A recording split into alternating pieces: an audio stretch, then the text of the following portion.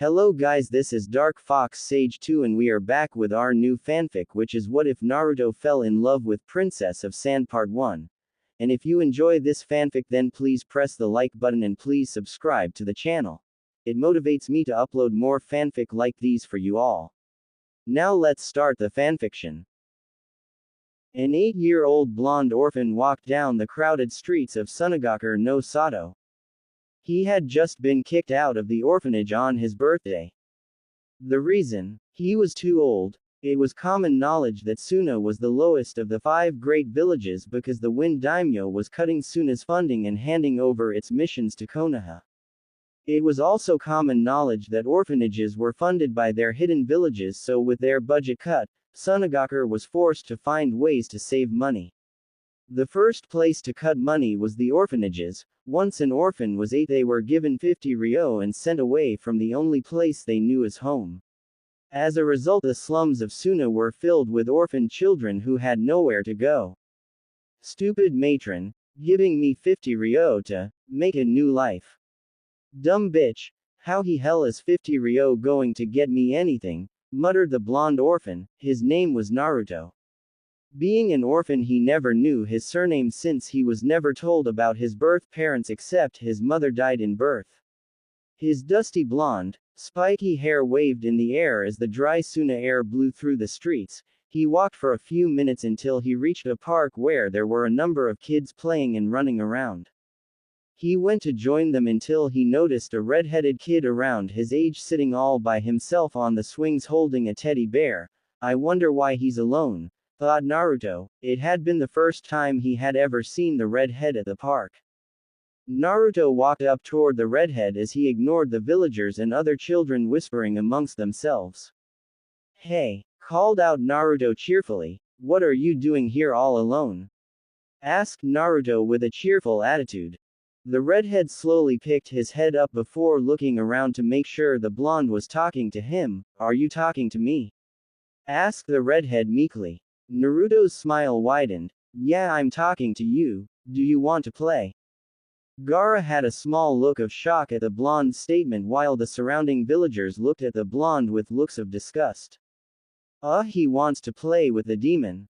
Make sure you stay away from that demon-loving brat Sochi. The demon will probably kill him. Naruto was oblivious to the villagers' whisperings. What's your name?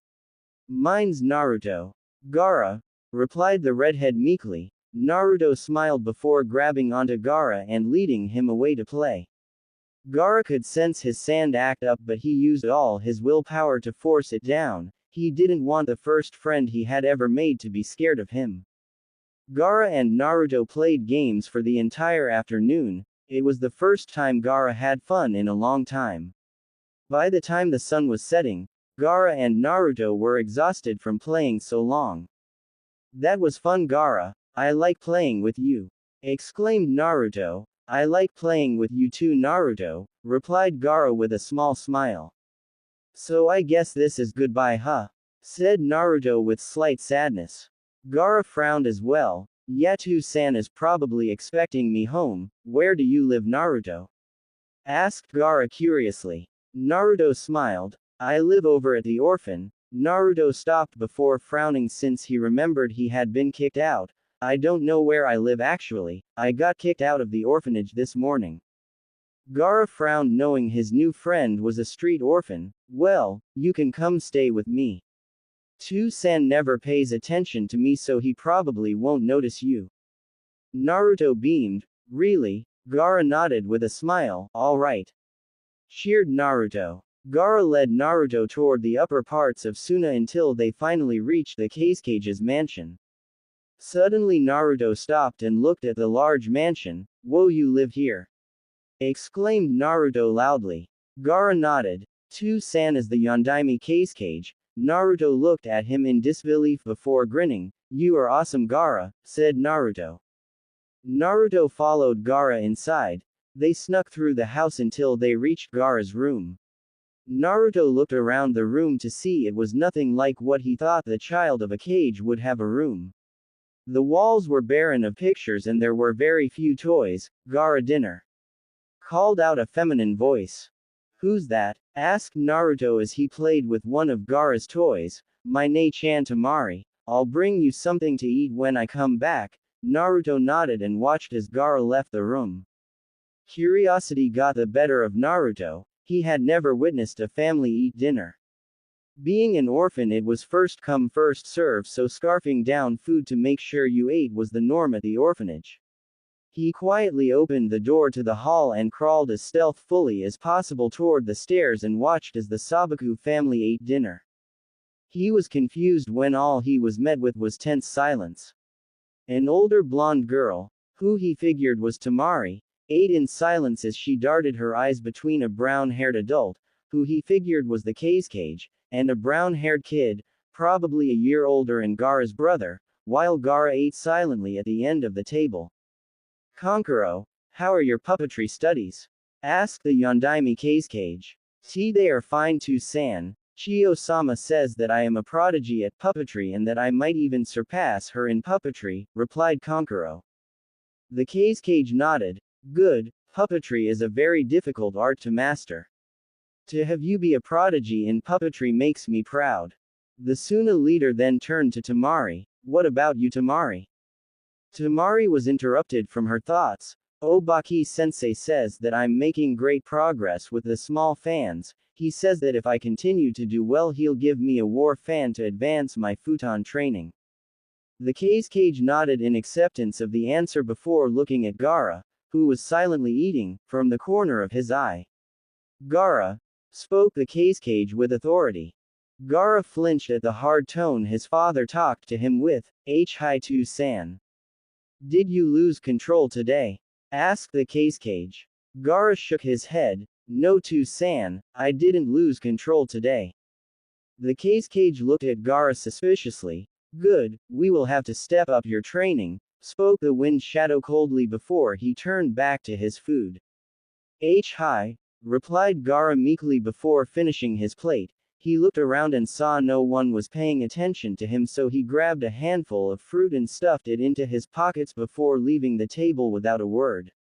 Naruto looked at the scene shocked to the core. Was that what a family was like? No. He remembered some of the other orphans always talking about the warm and happy time with their family, before their shinobi parents were killed in duty, during dinner time. Was there a reason the Cage treated Gaara with disdain? Naruto shook his head before quietly slipping back into Gaara's room.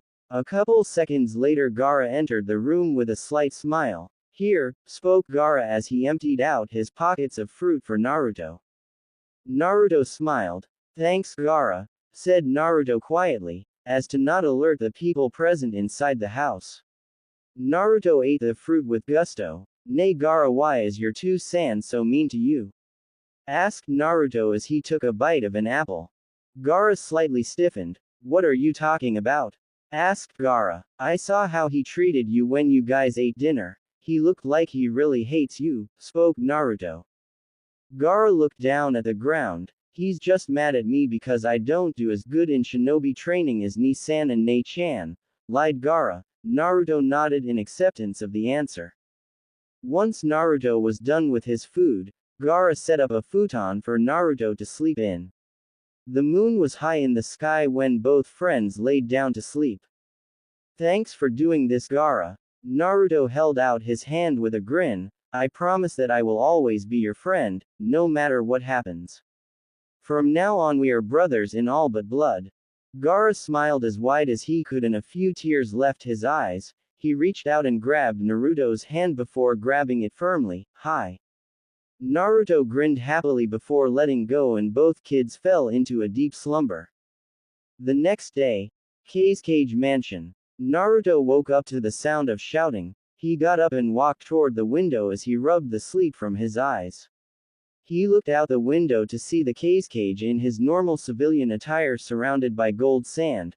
Gaara was on the other side of the backyard with sand surrounding his body as he gasped for air. Come on, attack me, yelled the Cage in slight anger. Gaara scowled and stood back up. He moved his arms and commanded his sand. The sand charged at the wind shadow and tried to wrap around him but was stopped when gold sand wrapped around Gaara's sand. Gaara's eyes widened when gold sand exploded from the ground, but his sand immediately rose to protect him. The gold sand started to mix with Gaara's regular sand and forced the sand to be weighted down, giving the cage an opening. Gold sand once again exploded from the ground and hit Gaara in the back. Gaara's regular sand, weighed down by the cage's gold sand, was too slow to protect Gaara. The red-headed child fell to the ground as he tried to catch his breath. Pathetic, growled out the cage before he turned around and left in a swirl of wind. Naruto, who had been hiding behind the back door, stepped outside and walked up toward Gaara. "You okay, Gaara?" asked Naruto in concern as he offered Gaara his hand. Gaara nodded and took Naruto's hand as he helped him up. "I'm fine, this always happens," spoke Gaara before he turned to his friend with a smile. "Come on, I'm going to go visit Yoshimaru Ojichan." Naruto followed after Gaara, noticing the glares and looks of fear from the villagers and the children directed at himself and Gaara, but deciding to ignore them. After walking deep into the heart of Suna, they reached a medium-sized house. Gaara was giddy as he knocked on the door. Naruto looked at Gaara with his brow raised. Never had he seen his friend so excited. The door opened to reveal a middle-aged man with sandy blonde hair, fair skin, and violet eyes. "Gaara-kun, it's good to see you," exclaimed Yoshimaru. Said man looked behind Gaara to see a blonde boy looking at them curiously. "Is he a friend of yours, Gaara-kun?" asked Yoshimaru curiously. Gaara nodded happily as he hugged his uncle. "Hi. His name is Naruto." Yoshimaru smiled and rubbed Naruto's head affectionately. "It's nice to meet you, Naruto-kun, and any friend of Gaara's is a friend of mine." Naruto blushed in embarrassment. No one had ever touched him affectionately, he kind of liked it. "Nay, Yoshimaru Ojichan, can Naruto learn the shinobi arts with us?" asked a giddy Gaara. Yoshimaru slightly frowned. "I don't know, Gaara. Does Kazekage-sama know?" "No," replied Gaara meekly. "Okay then, he's more than welcome," exclaimed Yoshimaru happily, causing both Naruto and Gaara to brighten up. Yoshimaru ushered them inside, and for the rest of the day the medic nin teacher taught Gaara and Naruto, after he taught him to unlock his chakra theory and the history of Suna. Naruto's favorite part was when they learned about the Sandaime Cage's ability to use iron sand. For some reason he felt a sense of familiarity to the Sandaime Cage, but as soon as it was there it was gone. At the end of the day, Yoshimaru sent them outside to play for a while until he called them back. "Nay, Gaara, how can you control sand?" asked Naruto curiously, remembering the fight he had seen between Gaara and the cage. Gaara looked at his friend. "I don't know, I just can," responded Gaara. Naruto looked at him suspiciously before shrugging and running toward the park. As soon as they reached the park, Naruto could see that the other children were staying as far away as possible while the parents kept an eye on them. Naruto wondered why the other kids didn't play with them while Gaara was already sitting down on the swing like he did before. Pretty soon Naruto got tired of trying to play with the other kids and just sat next to Gaara on the swings. Naruto and Gaara were enjoying their times on the swing until a ball rolled at Gaara's feet. The kids looked in horror as Gaara picked up the ball and held it out to them with a smile. Naruto watched as the older kids hesitated to even approach Gaara. Finally, one of the braver kids approached Gaara with his hands held out to grab the ball, but to his and Gaara's horror, his sand lashed out and whipped the older boy away. The boy cried as he bled from his head. Gaara tried to get closer to apologize, but his sand reacted to a kunai being thrown. Suddenly a shinobi, Chunin from his vest, landed across from Gaara with a kunai shakily in his hand. "Get out of here. You've done enough," yelled the shinobi as he tried to steady his kunai from the fear, but Gaara's reputation as the Ikibi container was too much. Gaara was about to say something, but Naruto put a hand on his shoulder and shook his head. Gaara looked down before he let Naruto lead him away from the park and back to Yoshimaru's house. After some walking they finally entered Gaara's uncle's house. "What happened, Gaara-kun?" asked Yoshimaru in concern. even though he had a vague idea of what happened. I'm sorry, muttered Gaara. I hurt that boy, whispered Gaara shamefully. Gaara, it's alright, it was an accident, spoke Yoshimaru. Yoshimaru Ojichan, what does pain feel like? Asked Gaara. Pain is difficult to explain, Gaara-kun, but it is a very unpleasant feeling, responded Yoshimaru. Do you hate me, Oji-chan? Asked Gaara. Yoshimaru walked up to Gaara and looked at him with a smile. He took out a knife and cut into his finger. Bleeding wounds may seem painful at first, but the pain will subside with time, while the worst are the injuries to the heart and are more difficult to treat. There are ointments and medication for bleeding wounds, but one thing that can cure the pain in my heart, love. Gaara didn't understand. How can that be? Gaara asked. Love will always be in your heart, Gaara-kun. Your san protects you because your ka-san is still in your heart. She makes sure you are never hurt. Gaara looked at his uncle before nodding and going toward the door. Yoshimaru just smiled and waved goodbye as Naruto followed after Gaara to make sure his friend didn't get in trouble. Gaara walked down the streets with Naruto at his side as he carried a paper bag. So run this by me again. You want to give the guy that got hurt some ointment in hopes he forgives you? Gaara nodded. I personally don't think this'll work. People won't just forgive you if you apologize. I mean, did you see the look that Shinobi was giving you? If a shinobi looks at you like that, then a civilian won't want to get close to you. Naruto wrapped an arm around Gaara. Besides, why do we need him? You've got me now. I still feel bad about hurting him. If he accepts this gift, then I'll be happy. If not, then I won't be surprised, spoke Gaara. They finally reached the house and Gaara knocked at the door. The door cracked open and the boy that had been hurt peeked out. Get out of here, monster. The door was slammed shut and Gaara looked down in sadness.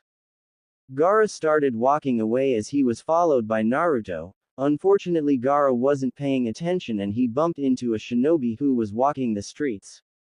Hey, watch where you're going, brat, yelled the shinobi. Said shinobi looked down to see Gaara looking at him with a scowl. Before he even knew it, sand was wrapped around him and imploded, killing him. Gaara, what the hell? Exclaimed Naruto. Gaara was snapped out of his trance and saw what he had done. I didn't mean to, stuttered Gaara. Forget that, we need to go, yelled Naruto as he grabbed his arm and pulled him into an alley as they ran away before civilians started crowding the body. After some running, they found themselves sitting on a rooftop overlooking Sunagaker. Naruto, am I a monster? The blonde looked at his friend. No, Gaara, you're my friend and I don't think you're a monster. Gaara gave a weak smile. Suddenly his sand defense acted up and blocked a barrage of kunai that was thrown at Gaara's back. Both children turned to see a shinobi wearing a Jonin vest and a mask. Who the hell are you? Yelled Naruto. The shinobi didn't bother answering as he took out 10 kunai and had them float in the air using chakra strings. Gaara, recognizing the danger to him and his best friend, commanded his sand. The sand shot forward and slammed into the shinobi, causing his ribcage to explode and him to slump against the wall. Naruto and Gaara approached the shinobi with caution. Gaara reached out and pulled off his mask only to gasp and fall to his knees when he saw it was his beloved uncle Yoshimaru. Tears fell from Gaara's eyes as he watched his uncle, the only person that showed him love, bleed out. Naruto himself shed a few tears. The man had been nice in his opinion and was like a father to him. Why? Stuttered Gaara. Yoshimaru gave a weak smile. I was ordered to kill you. The Kazekage thought you could master the power of the desert Shukaku gave you. Naruto looked at Gaara in shock. Now the looks of hate and disgust made sense. So far you have failed to show any progress and your father and the council have deemed you a threat to the village and ordered your death. And you couldn't refuse him, right? Stuttered Gaara as tears continued to fall. You're wrong, I could have refused if I wanted. Gaara felt his entire world shatter as Yoshimaru spoke his last words. I didn't, probably, because somewhere deep in my heart, I still hated you. You're the reason my precious Nei-chan died. I tried so hard to love you, Gaara, but in the end my hate for you was stronger than my love. You're the reason my sister was sacrificed for this damn village. She was killed so Shukaku would be sealed inside you. She died cursing you and this village by naming you Gaara, a self-loving carnage. No one will ever love you Gaara. Yoshimaru ripped open his vest to reveal his entire torso covered in explosive notes. Now please die. With those final words Yoshimaru detonated his explosive tags. Gaara's sand automatically rose to protect him but Naruto was left unprotected. Gaara's eyes widened as he saw the explosion engulf his friend, Naruto. Naruto looked as the explosion got closer and closer until he was pushed to the ground. He shut his eyes tightly and waited for death to come but it never did. He opened his eyes and saw black sand had wrapped around him and protected him from the explosion. Once the explosion died down, the black sand fell to the ground. Naruto walked up to the black sand and picked up a few grains, iron sand. Spoke Naruto as he examined the sand. He was knocked out of his thoughts when sand started swirling around Gaara dangerously. No one loves me, I can only love myself. I can only trust myself, muttered Gaara as his sand painfully engraved the kanji for love on his forehead. I finally understand, I'm alone. I won't believe in anyone, or love anyone. I'm alone, muttered Gaara as sand continued to swirl around him until he felt someone grab him. He scowled and turned to see an unharmed Naruto looking at him. His eyes widened in shock. And Naruto. Gaara, calm down, exclaimed Naruto. No, I finally understand that I am all alone in this world. Yelled Gaara in anger. You're wrong Gaara, I'll always be here for you. I promised no matter what happened that I would be your friend, we are brothers Gaara. Yelled Naruto as he hugged his brother. Gaara's eyes widened in shock. Even after everything he still considers me his brother. Maybe I'm not alone in this world, thought Gaara as his sand calmed down and he returned the hug as he let years of sadness out into Naruto's arms. Naruto just held Gaara and let him cry until he finally fell asleep. In the distance the Yondaime cage, dresses in his traditional cage robes looked toward where Gaara had fallen asleep. It seems his mind is at so much ease that Shukaku can't take control, mused the wind shadow, and to think that boy Gaara befriended has the ability of my predecessor the Sandaime cage. The ability to manipulate iron sand, he will make an excellent shinobi if I can train him properly. The cage turned around and walked toward his home. I guess the Gaara still has the potential to become Suna's ultimate weapon. Next morning, Cage's mansion. Gaara woke up to find himself in his room. He looked around and saw Naruto standing in the corner. Naruto, what happened last night? Asked Gaara. Naruto looked at his friend with a weak smile. Don't worry Gaara, everything's alright, assured Naruto. Flashback. Naruto carried Gaara on his back as he slept soundly. Being 2 inches taller, it let Naruto carry Gaara with ease. They approached the mansion and immediately Naruto noticed the cage waiting at the door with an Anbu at his side. Take him to his bed, ordered the cage. The Anbu nodded but immediately stopped when black sand swirled around Naruto protectively. I don't think so, I'll put him in bed before I have a word with you Cage-sama, spoke Naruto in a hard tone that left nothing to be discussed.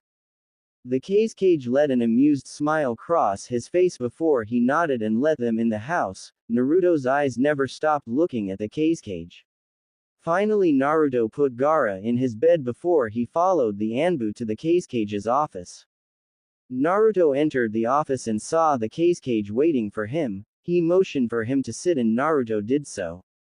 I've noticed that you've become very protective of Gaara. I know Yoshimaru told you about Gaara containing the Ikibi before he killed himself, spoke the cage. Gaara helped me during a time of need Cage-sama. I swore that we were brothers and I would never leave him no matter what happened. I grew up in an orphanage where only the strongest ate and slept somewhere warm. I'm very familiar with the cruelty of this world and even though Gaara is thought as the Ikibi he still tries to make friends and doesn't curse this world like myself, spoke Naruto. The cage nodded. Yes, in this world only the strongest survive and everyone else is killed. I can see that you are very strong and your jitten is the same as the Sandame Cage, the ability to manipulate iron sand. The Wind Shadow looked at Naruto. I want to make you an offer. Agree to be loyal to me and I will train you to fully master your bloodline and adopt you into my family. Naruto looked at the Cage in disdain, but he knew that the Cage was probably the only one who could train him in his bloodline. Very well, spoke Naruto, I agree to be loyal to you only. The Cage grinned. Good, welcome to the family. Naruto mentally snorted but nodded and left the office. End flashback. Naruto looked at Gaara with sad eyes. Gaara, do you remember last night when you said you were all alone in this world? Gaara nodded. You're not wrong. This world is cruel and only the strong survive.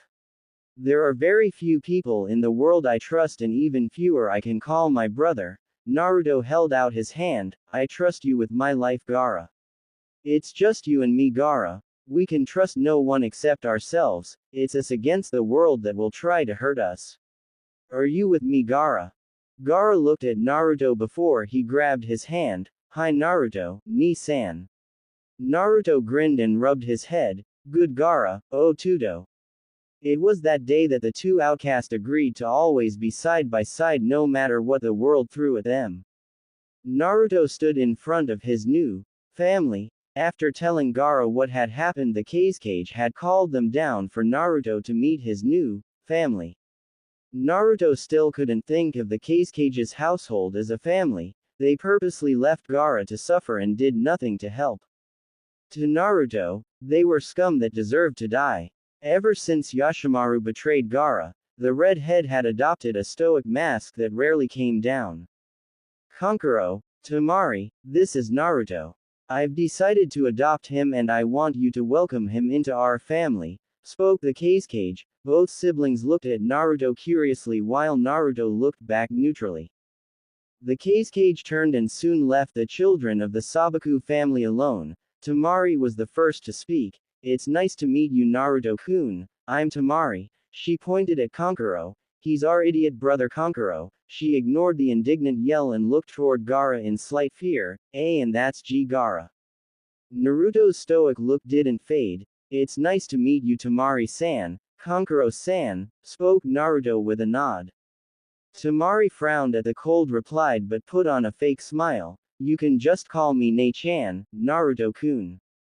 Naruto crossed his arms across his chest. I'll stick with Temari-san. Kankuro, not being one to politely find answers, yelled, Hey! What's your problem? We're trying to be nice and you're being a jerk. Naruto shifted his cold stare at the puppet user. I know what you are trying to do, Kankuro-san, but I honestly don't care. It's obvious that none of you care about family, so why should I? Kankuro and Temari gave him confused looks. I've seen how you look at Gaara. You see him as the demon he contains instead of the container. Families should look out for each other no matter what, but you have done the opposite and followed the villagers as blind sheep in fear of Gaara.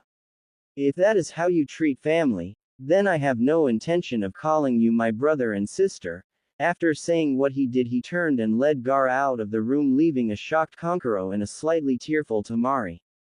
The rest of the day Naruto had spent with Gaara. They didn't play games like kids ignorant to the cruelty to the world, but that didn't stop them from doing things that kept them from being bored. Kankuro and Temari would avoid both the blonde and the redhead. Naruto knew their relationship would be strained, but he could care less.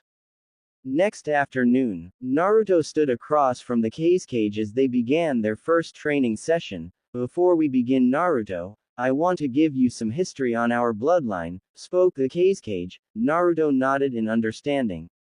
Tsunagaku no Sato was founded by the Shodime Cage when he used his mastery of the Jitten to unite the shinobi clans of the desert into one. It was said that no one could ever reach the mastery the Shodime had over his Jitten.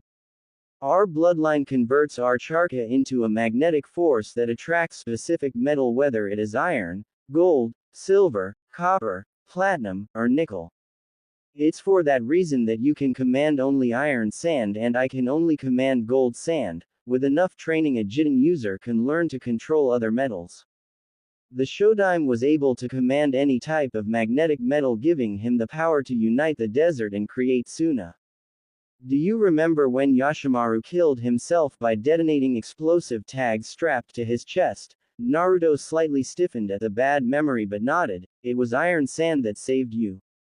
Very few of us are born with our bloodlines hardwired to the danger senses in our brain, allowing our bloodline to give us an ultimate defense similar to Gaara and Shukaku. Well, how did the Iron Sand appear?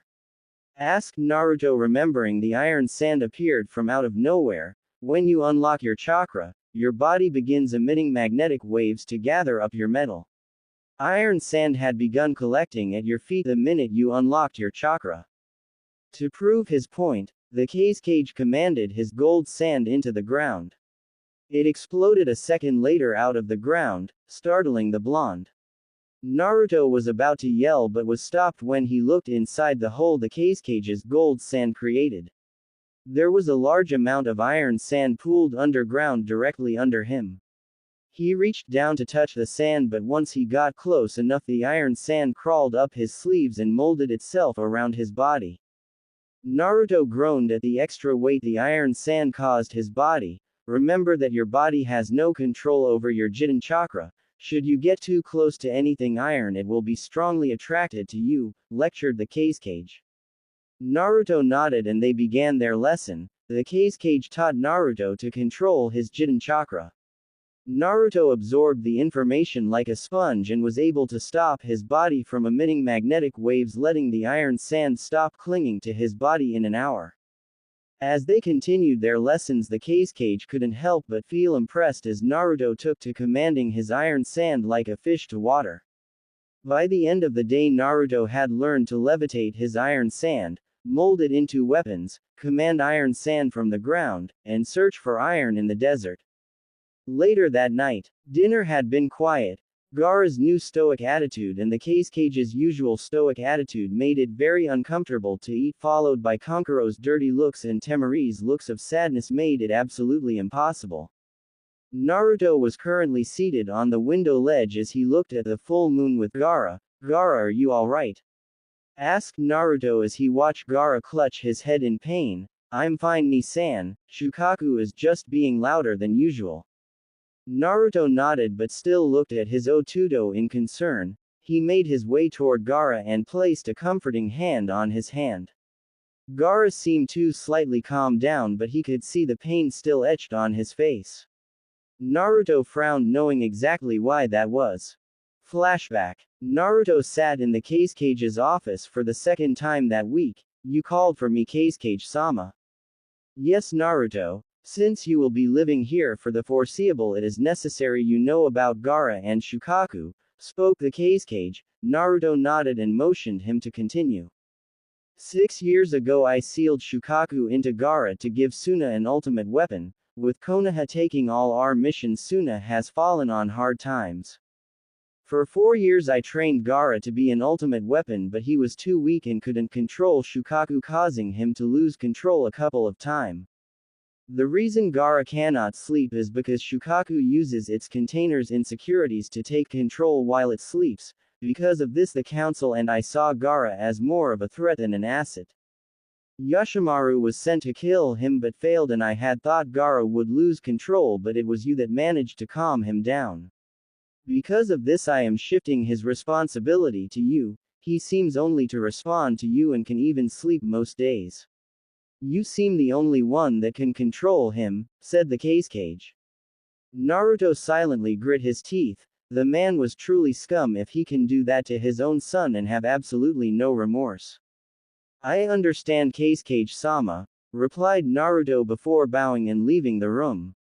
End flashback. For the entire night Gaara was forced to stay awake. A full moon always strengthened Shukaku, and if Gaara had fallen asleep the Ikibi could have easily escaped. But that didn't stop Naruto from staying awake with Gaara, so he wasn't alone. 1 year later. It had been a year since Naruto had come into the Sabaku house. The blonde had trained hard and his Jiten had flourished under the training of the Kazekage. Naruto could command his iron sand to the point he didn't have to move his hands. The only time he did have to move his hands were for advanced jutsu. In 1 year he had mastered everything the Kazekage had to teach him. Naruto walked down the streets of Sunagakur toward a ninja supply shop in the shinobi district of the village. The blonde ignored the looks of fear and hate as he walked toward the small shop. The Kazekage had sent him here to start his next step in training with Chiyo in Fuinjutsu. The reason for learning Fuinjutsu was because iron sand and gold sand were heavy and couldn't be carried around in a gourd like Gaara. Naruto opened the door and rang a small bell above the door. He walked up to the counter to wait for Chiyo. Naruto walked around the store observing the different katana, tanto, and custom kunai hung around the shop. He reached a part of the store where he saw a stack of white papers. He picked up one to observe and accidentally channeled chakra into it. The paper crumpled up before turning to dirt. Earth affinities are rare in Suna, but lightning was thought to be impossible, spoke a voice. Naruto spun around to see an old woman in her late 60s. Naruto recognized the woman and bowed. It is an honor to meet you, Chiyo-sama. The Kazekage has sent me here to be taught Fuinjutsu in order for me to control my iron sand more effectively. Chiyo nodded. Yes, the Kazekage informed me and I would be happy to pass on my Fuinjutsu knowledge to someone of the younger generation. Chiyo led Naruto into the back room where Kankuro was working on a puppet. The puppet user looked at his adopted brother with a frown. What are you doing here? Asked Kankuro. Naruto will be learning Fuinjutsu from me, Kankuro. Why don't you keep working on your puppet while I start teaching Naruto the basics of Fuinjutsu? Kankuro's frown deepened but nodded and returned to building his puppet. Chiyo led Naruto to a table. Fuinjutsu is a difficult and dangerous art. Konoha is the only village with 3 Fuinjutsu masters while other villages only have 1 or 2 Fuinjutsu experts. The art of Fuinjutsu requires perfect calligraphy. A single missed or wrong stroke of a brush and a storage seal can become an explosive tag. Chiyo grabbed some paper and dipped her brush in ink before smoothly and perfectly drawing a couple kanji symbols.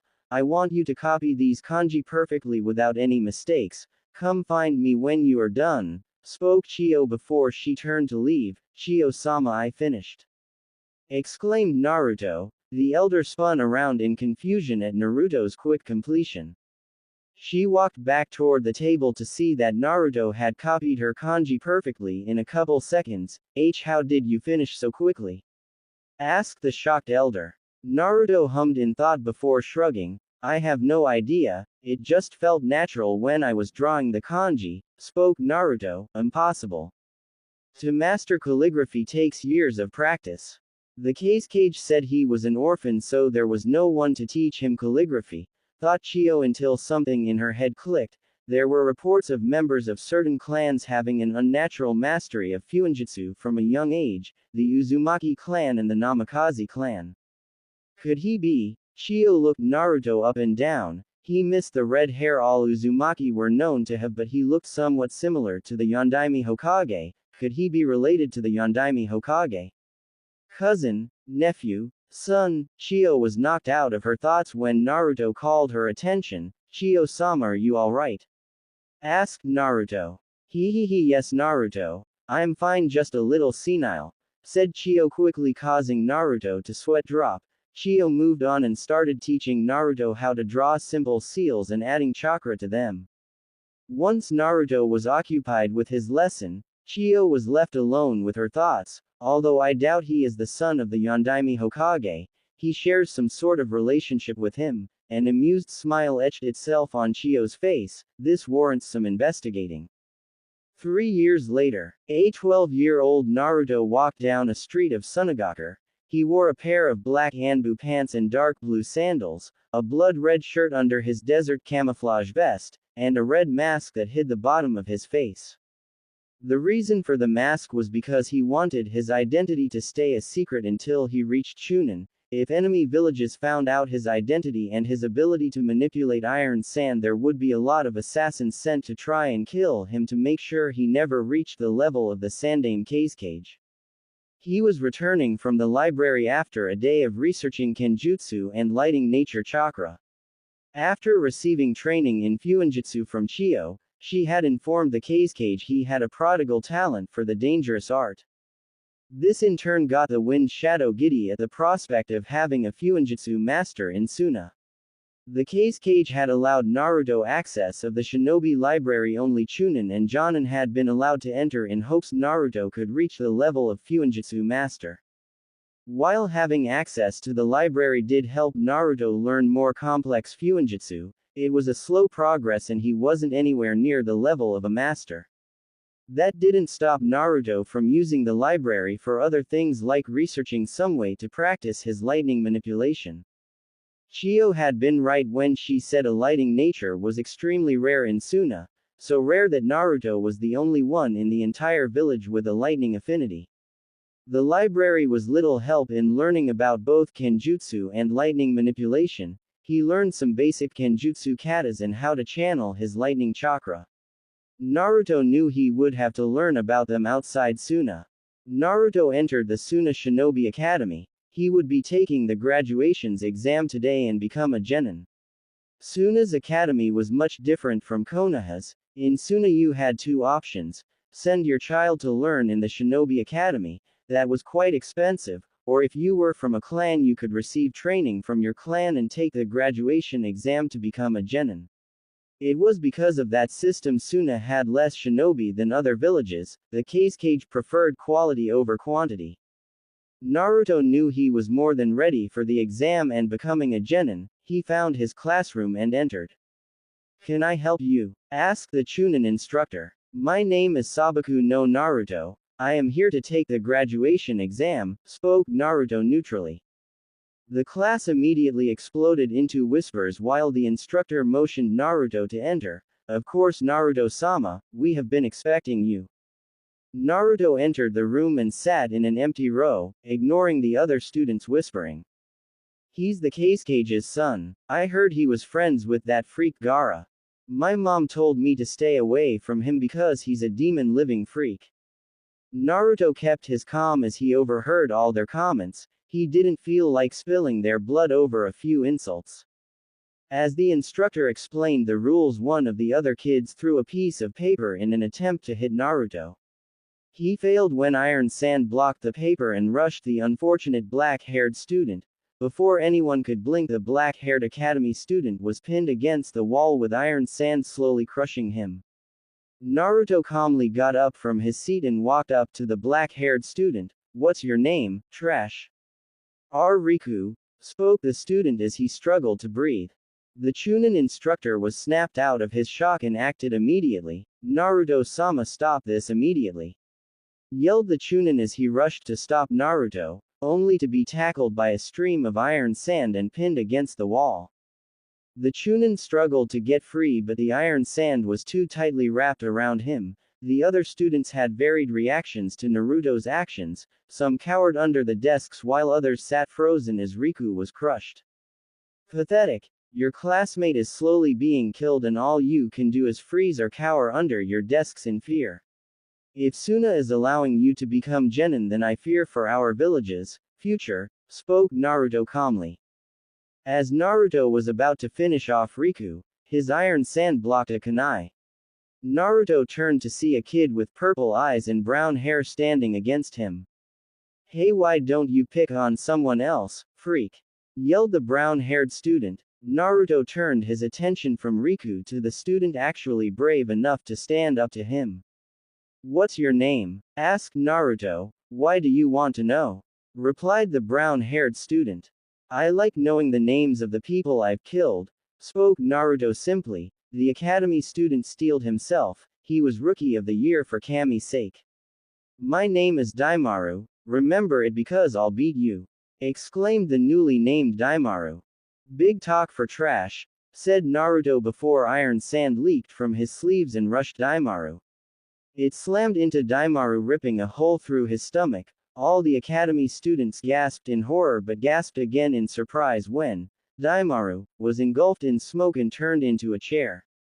Naruto spun around and effortlessly caught Daimaru's kick. He picked up the Suna Academy student and threw him into a wall. Daimaru cried out in pain as he slumped against the wall. Naruto kicked Daimaru into the center of class before putting a foot on his chest. "Naruto-sama, enough. He doesn't deserve to die," exclaimed the Chunin. Oh, how wrong you are, Chunin, spoke Naruto coldly. Go ahead and kill me. You're nothing but a freak and monster like Gaara. Naruto smiled menacingly. Oh, and what are you? Asked Naruto. Everyone looked at Naruto in confusion. You and all those that chose to hate, fear, and loathe Gaara for a burden he never asked for. You follow your parents and the villagers like blind sheep, hating and fearing me because I don't think like you and I refuse to hate Gaara. You will always follow the majority like blind sheep. Naruto pressed harder on Daimaru's chest, causing him to stop breathing. What good are blind sheep except for a slaughter? The door was suddenly opened and the cage entered with two Anbu flanking him. That's enough, Naruto, ordered the cage. Naruto didn't bother acknowledging the man as he commanded all his sand back into his sleeves and walked out of the room. Everyone was in awe as they looked at the cage. To them it was an honor to meet the strongest shinobi in the village. To Naruto it was sickening to be in the same room as the man. Instructor, you may continue your class, spoke the Wind Shadow. The Chunin dumbly nodded at his leader and everyone, albeit a little shaken, continued their class. They needed to graduate and become genin after all. Naruto waited outside the academy for the cage and his protection detail. He honestly didn't care if he became a genin or not. Becoming a genin would mean giving the sick excuse of a leader more power over him, but it also meant he could leave the village and gain new experiences on missions. He was snapped out of his thoughts when the cage exited the building. This has been the third time you almost killed someone, Naruto. Care to explain? Asked the cage sternly. Naruto was unfazed by the hard tone and shrugged. He threw a paper at me, said Naruto simply. This caused both Anbu to sweat drop and the cage to narrow his eyes in annoyance. These excuses are trying my patience, Naruto. The cage reached into his pocket and threw Naruto a black hyate, but no more. You showed skills necessary for a genin. Congratulations, you are a genin of Sunagakur, said the cage as he turned around and left in a swirl of sand. Naruto eyed the hyate neutrally before shrugging and tying it around his forehead. Once the hyate was securely on his forehead, he disappeared in a swirl of black sand. Sabaku household. Naruto reappeared in his home to find Kankuro working on a puppet in the dining room, Temari cleaning her fan in the kitchen, and Gaara reading a book on sand in the living room. He sat next to Gaara on the couch and started relaxing. It was then that Gaara lowered his book to see the hyate on Naruto's forehead. Ni-san, the cage made you a genin. It was more a statement than a question. There were too loud. What? And Naruto cursed Gaara's big mouth. He was about to scold Gaara, but he saw nothing there but a message made of sand. I regret nothing.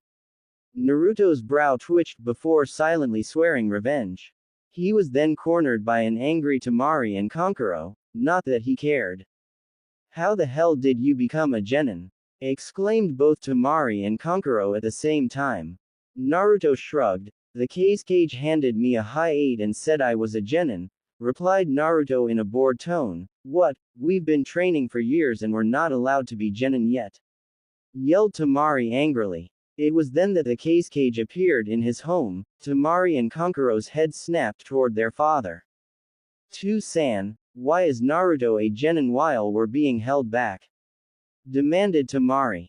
We've discussed this before, Temari. When Gaara becomes a genin you will all be placed on a single team, said the cage sternly. We're ready. We've been training for years and we deserve to start out shinobi careers. Exclaimed Kankuro loudly. If you think you are ready, how about a wager? Asked the cage. Temari and Kankuro listened attentively. If you can beat Naruto in a spar, I will make both of you genin. If you lose then you will have to wait until Gaara is a genin and never bring this up again, said the Wind Shadow. Temari and Kankuro thought it over for a minute but eventually agreed. The Sabaku family made their way outside to the private training ground. Naruto stood across from Temari and Kankuro with his arms crossed in a bored manner. Gaara and the cage watched them from the sidelines with neutral expressions. Hajime! Exclaimed the case cage. Naruto vs. Temari Kankuro. Naruto didn't move an inch as Temari opened her fan to reveal one moon and Kankuro unwrapped Crow. Temari was the first to move as she waved her fan across the air and sent a gust of sharpened wind toward Naruto. Naruto didn't even move as iron sand leaked from his sleeves and formed a wall that effortlessly blocked the wind blades. Naruto lazily looked to the right to see Crow charging at him, and with a wave of a hand iron sand exploded from the ground and pierced Crow through the midsection. Kumaitachi no Jutsu, sickle weasel technique! Exclaimed Temari as she waved her fan with 3 moons showing. Naruto just raised a wall of sand to block the wind blades. When the blades of wind impacted the wall, they made deep slices into the wall, proving it was a powerful attack, but the jutsu took up a lot of chakra. Naruto was knocked out of his thoughts when his sand automatically blocked a barrage of Senbon needles from his left. He turned to see Crow fully reconstructed and clacking as it charged him. The puppet opened its mouth and fired bullets of poison gas that exploded and engulfed Naruto in a cloud of poison. Kumaitachi no Jutsu, sickle weasel technique! Exclaimed Temari again as Kankuro had Crow fire a barrage of Senbon and kunai into the poison cloud. Both Temari and Kankuro watched the poison cloud and waited for Naruto to make his next move, except it never came. Once the smoke cleared, it revealed Naruto lay on the ground with Senbon and kunai sticking out of him. Temari and Kankuro's eyes widened. What? How didn't he dodge that? Asked Temari. As they approached the body, they immediately jumped back when Naruto dissolved into iron sand. They were taken by surprise when iron sand exploded from the ground and wrapped around Crow. Jiden, Satetsu Tsushiki, magnetic style. Iron sand funeral, muttered Naruto. The sand around Crow imploded, completely destroying the puppet beyond repair. Kankuro watched in unmasked horror as Crow was destroyed. No Crow! Kankuro yelled in horror before Naruto appeared in front of him, kicking him in the chest and knocking him out of the training ground. Just give up, Temari. You can't beat me. Naruto spoke in a bored tone across from the kunoichi. Said Kunoichi scowled. You won't beat me so easily, baka. This'll probably take up the rest of my chakra, but it's the only way to have a chance of beating him, thought Temari as she bit her thumb and spread blood on the fan. She swung her fan and channeled all her chakra into it. There was a puff of smoke as a giant one-eyed weasel with a scythe rode the wind and began slicing up everything in its path. Naruto recognized the danger and immediately encased in a dense sphere of iron. The summoning sliced up the entire training ground, even making deep gashes in the floor. Once the gust of wind reached the sphere of iron, it tried to slice into the sphere. Sparks flew as the scythe came into contact with the iron. By the end, Naruto's iron sphere was covered in deep gashes of blades, but the summoning couldn't break through his defense. The iron sphere crumbled into dust and revealed a bored Naruto. Are you done yet? Asked the blonde shinobi. Temari just panted as she caught her breath. She knew Naruto was toying with her. He didn't even see her as a challenge. If he did, she would have been beaten already. Naruto unfolded his arms and iron sand leaked from his sleeves. Let's finish this, Temari. Temari was taken by surprise when iron sand exploded from the ground and tried to wrap around her. The fan user swung her fan and created a gust of wind that dispersed the sand. She jumped back and kept an eye on her surroundings. Iron sand kept exploding from the ground and tried to capture her, but she managed to disperse the sand with a well-timed wind attack. Temari continued to swing her fan to keep the sand away, but didn't suspect iron sand wrap around her leg directly below her. By the time she noticed, it was too late. Iron sand exploded from the ground directly below her and quickly knocked the fan from her hand while tightly wrapping around her. Temari gasped in surprise as the sand wrapped tightly around her. Enough. Naruto is the winner, spoke the case cage. The iron sand unwrapped around Temari and returned into Naruto's sleeves. The blonde kunoichi had a dejected look as she picked her fan and shuffled inside the house. Kankuro kneeled over the multiple pieces of wood that once resembled Crow. He shed tears as he desperately tried putting it back together. Don't worry be buddy, al little g glue and some n nails and why you'll be g good as n new, stammered Kankuro as he continued to try and rebuild Crow while shedding tears. Naruto's sweat dropped at Kankuro's exaggerated tears over a wooden puppet. Pathetic, muttered Naruto as he left the training ground while being followed by Gaara. Training Ground 9Z. Naruto and Gaara finally arrived at their destination, Training Ground 9Z, or as it was commonly known as the Dunes of Despair. It was one of the largest and most dangerous sand dunes outside Suna. No one trained there because of the deadly desert animals that populated the dunes. It was mostly used as the location of the second exam when Suna hosted the Chunin exams.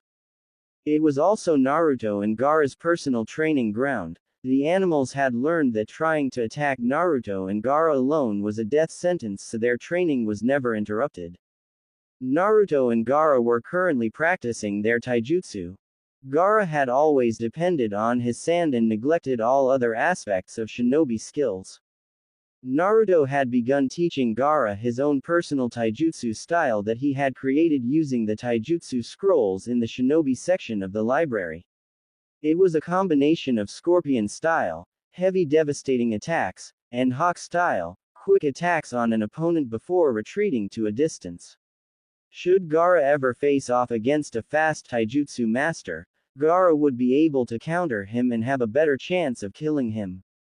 When they finished their training, Gaara and Naruto sat on the sand dunes while a mass of iron sand rose to protect them from the harsh desert sun. Naruto reached into his pocket and took out a storage scroll. He unsealed 2 water bottles and handed one to Gaara. What do you think, Gaara? Are you happy that I'm a genin? Asked Naruto. Gaara was silent for a few seconds but eventually responded, I'm not angry ni-san. I understand that as a genin you can grow stronger and actually go outside this village, spoke Gaara neutrally. I know that I will have to deal with the villagers alone for a while, but soon I'll become a genin too and I won't have to put up with these villagers anymore, continued Gaara. Naruto nodded and took a swig of water. Have you thought about what I said, Gaara? Leaving the village? Asked Naruto quietly. Gaara put his water down before answering, I have thought about it and I think we should wait a little longer. If we leave the village the Kazekage will send his best to capture us. We aren't strong enough to fight off squads of Anbu, but soon we will leave this village behind like a bad memory, answered Gaara. Naruto nodded at Gaara's before standing back up and stretching. Our break is over, are you ready for the next step of training? Asked Naruto with a menacing grin. Gaara let out a similar grin as sand swirled around him. On cue, dozens of giant scorpions erupted from the ground. They were each at least 13 featuring high, with the scorpion leader being 20 featuring high. Naruto looked back at Gaara with an amused glint in his eye. Let's see who wins today, Gaara. Whoever kills the most wins, proclaimed Naruto as he iron sand rushed from his sleeves and impaled 4 scorpions through their thorax, midsection part of body, killing them immediately. Gaara shared the same look as large amounts of sand wrapped around 6 scorpions. Sabaku Soso, sand burial, yelled Gaara as the sand imploded, killing all 6 scorpions. Naruto did a few hand seals and slammed his hands on the ground. Jiden, Tesha Yari, magnetic style, iron spears. Spears of iron exploded from the ground and impaled 8 more scorpions through the thoraxes. Gaara waved his hands as he commanded his sand to wrap around 10 scorpions. He could feel exhaustion set in. He may have been a Jinchuriki, but he was still only 10 years old. Sabaku So. Gaara's attack was interrupted when another scorpion exploded, causing Gaara to lose concentration of his sand and fall backwards. The deadly arachnid sent its sting forward and tried to impale Gaara, but the red-headed Jinchuriki's sand defense saved him. Another scorpion exploded from the ground and took Gaara by surprise when it sent its sting straight at him. Gaara's absolute defense was too slow and the sting was about to pierce Gaara. The red-headed Jinchuriki closed his eyes and waited for death, but opened his eyes to see Naruto standing in front of him, iron sand wrapped around the scorpion's tail. Enough playing around, spoke Naruto seriously. two large masses of iron sand gathered in spheres above the duo's heads. The blonde genin raised a hand toward the sphere before muttering, Satetsu Kaiho iron sand. Needle sphere. Both sphere merged together, causing the magnetically opposite iron spheres to rapidly branch out irregularly in spikes, killing all the scorpions in the surrounding area. Naruto and Gaara watched as dozens of scorpions screeched in agony as they were impaled through legs, tails, pincers, and all other body parts. Unlike the previous scorpions, which were pierced through vital points, these were not going to be given a quick death. Naruto did a single hand seal and all the iron scattered around the dune turned into sand and flowed back into his sleeves. Naruto turned to Gaara, who was still sitting on his ass, with a smirk. I guess I win, Gaara. This snapped Gaara out of his stupor. He finished looking around the bloodbath and turned to his older brother. You're forgetting one, spoke Gaara mockingly. Naruto raised his eyebrow until it hit him, literally. The 20 featuring leader scorpion burst from the ground and smacked Naruto away with its pincer. Naruto iron sand protected him, but it still caused him to lose some ground. Naruto turned to glare at the arachnid. Kami, all you damn insects are annoying, yelled Naruto. The insult seemed to anger the scorpion as it pointed its sting at Naruto before shooting a green liquid at the blonde genin. The blonde's iron sand formed a wall to block the strange liquid, but he was then forced to jump away when the green liquid melted through his iron. Acid, a highly corrosive one if it can eat through my iron, thought Naruto analytically. Iron sand burst from the ground around the scorpion trying to skewer it. The scorpion, despite its size, dodged the spears. It then charged at Naruto while squirting acid at him. Naruto was forced on the defensive as he dodged the scorpion's corrosive acid. He did a few hand seals and slammed his hands on the ground. Satetsu Q iron sand coffin. A thick blanket of iron sand burst from the ground and rushed the arachnid. The leader scorpion shot acid at the sheet of iron sand, but more sand kept repairing the sheet of black sand. The scorpion began to see fighting was futile, so he tried to dig into the ground. Unfortunately, Naruto had anticipated this and a stream of iron sand rammed him back to the surface.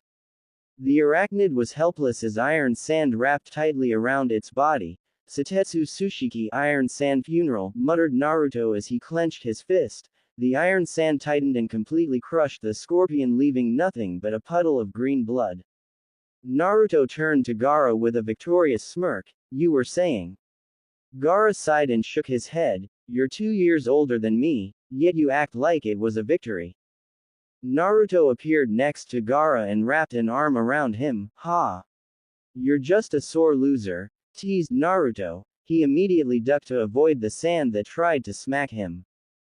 Gaara began walking away. Don't worry, Ni-san, one day I'll surpass you.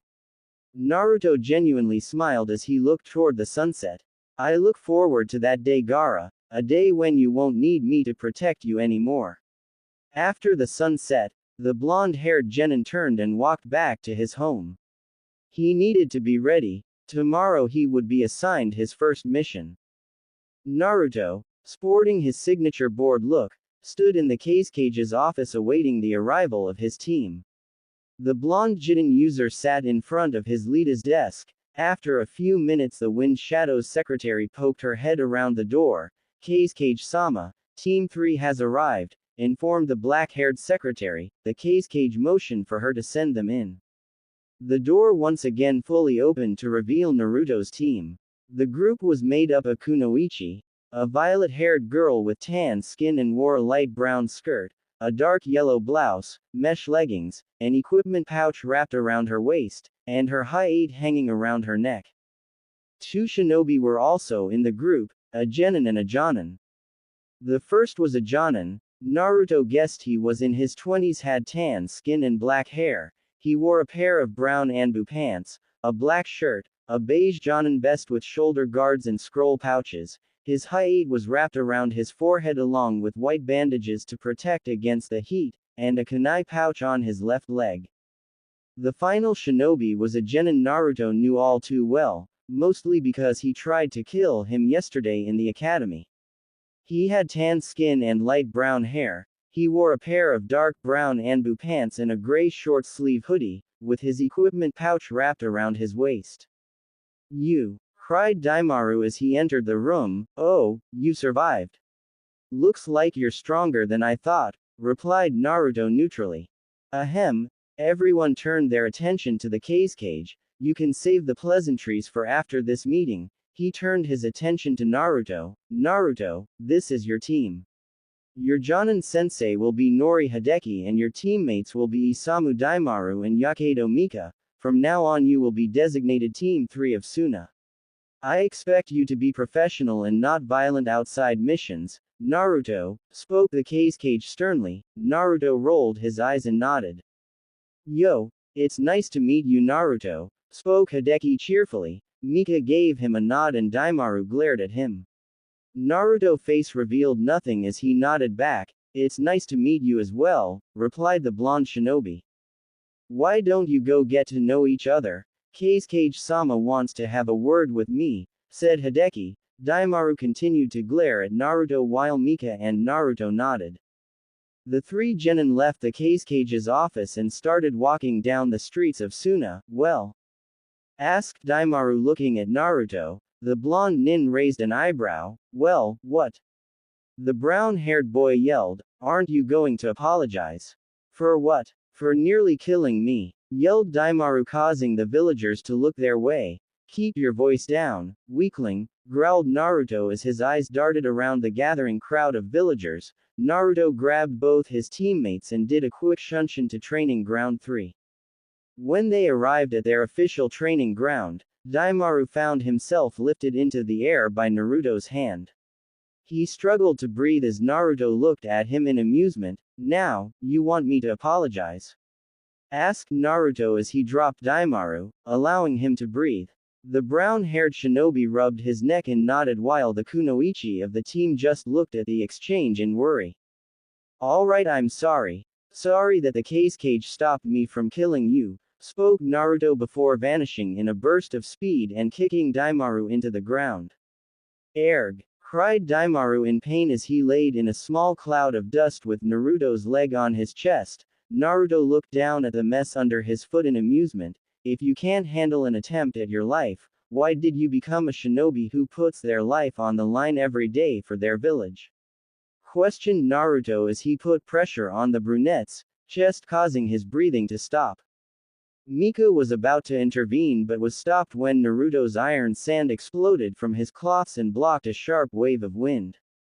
The blonde shinobi grinned menacingly as Daimaru struggled to breath. Suddenly he felt a familiar tug of his danger sensors.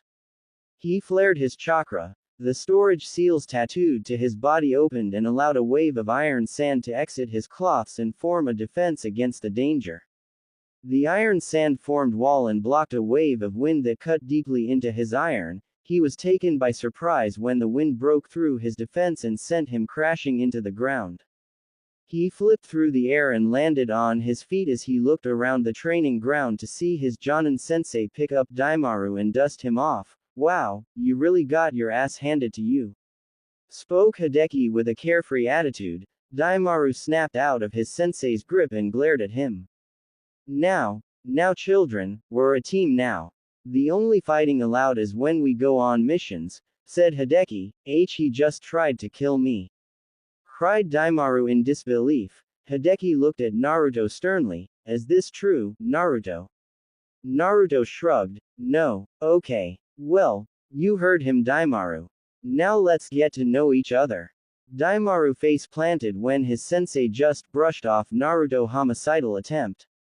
The team sat in the sands of Training Ground 3. "Alright, why don't I start?" spoke the Jonin. "My name is Nori Hideki. My hobbies are training and watching the wind flow through the desert. My likes are eating curry, my friend Baki, and going on missions, and my dislikes are idiots, killing innocent people, and oily foods. My dream, well, I haven't really thought about it. You next, hoodie." Daimaru continued to glare at his sensei before turning to his teammates. "My name is Isamu Daimaru. My hobbies are training and..." Daimaru sighed dreamily, seeing Temari-chan.